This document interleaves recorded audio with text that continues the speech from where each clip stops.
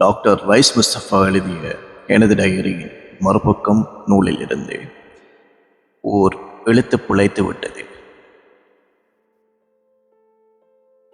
மட்டக்களப்பிலிருந்து சில கிலோமீட்டர் தூரம் தெற்கே அமைந்துள்ள தமிழ் கிராமம் நாவெட்குடா. நாவெட்குடாவிலிருந்து கொழும்பு லேடி ரிச்வே வைத்தியசாலைக்கு தனது 6 வயது மகனுடன் வந்திருந்தார் ஒரு தமிழ் பெண். 2 தசாப்தங்களாக நடந்த யுத்தம் பலியெடுத்த பல்லாயிரக்கணக்கான உயிருக்குள் அந்த பெண்ணின் கணவனும் ஒருவன். விதவை கோலத்தில் வாழ்ந்த அந்த பெண்ணுக்கு 2 ஆண் குழந்தைகளும் 2 பெண் குழந்தைகளும் இருக்கின்றனர்.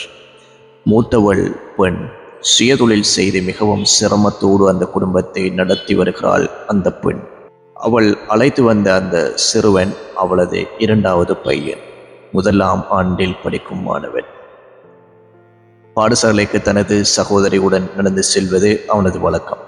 வழமை போல் தம்பியுடன் பாடசாலை சென்று திரும்பிய மூத்த சகோதரி சத்யா, தம்பி சிவா வரும் வழியில் பல முறை கால் தடுமாறி விழுந்ததாகவும் அண்மை காலமாக அவனால் ஓடி வர முடியாமல் இருப்பதாகவும் தாயிடம் முறையிட்டாள்.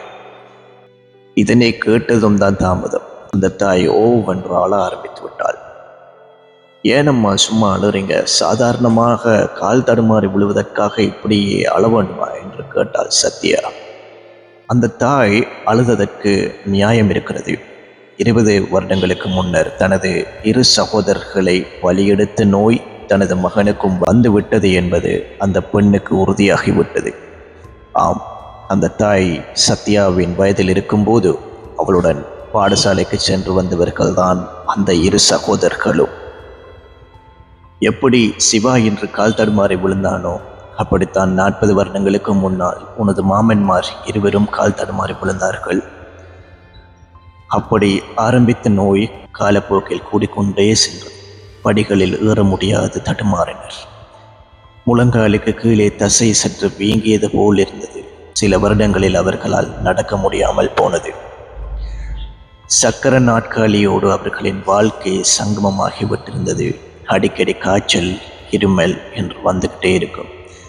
அப்படியே சக்கர நாற்காலியோடு சில வருடங்கள் வாழ்ந்த உனது மாமன்மார் இருவரும், ஒருவர் 16 வயதிலும் மற்றவர் 18 வயதிலும் இறந்துவிட்டனர் என்று அந்த தாய் சொன்னதும் தனது தம்பிக்கும் இதே நிலைதான் ஏற்பட போகிறது என்பதை புரிந்து கொள்ளும் அளவுக்கு படித்திருந்த சத்யாவின் கண்களும் கசிய ஆரம்பித்தன. அந்த தாய் வீறிட்டு அழுத வண்ணம் தனது 6 வயது மகனை இறுக்க கட்டி அணைத்துக் கொண்டாள்.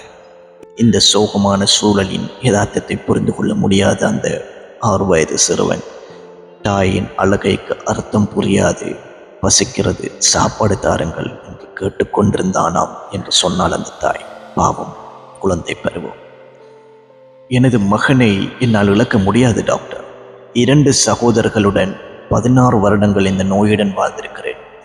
இது என்ன நோய், எனது மகனின் வாழ்க்கை பயணம் எந்த பாதையில் செல்லும், அதன் முடிவு என்ன என்பதையெல்லாம் நீங்கள் சொல்ல தேவையில்லை. ஏனென்றால் 20 வருடங்களுக்கு முன்னால் பல வைத்தியர்கள் சொல்லி தொடரும்.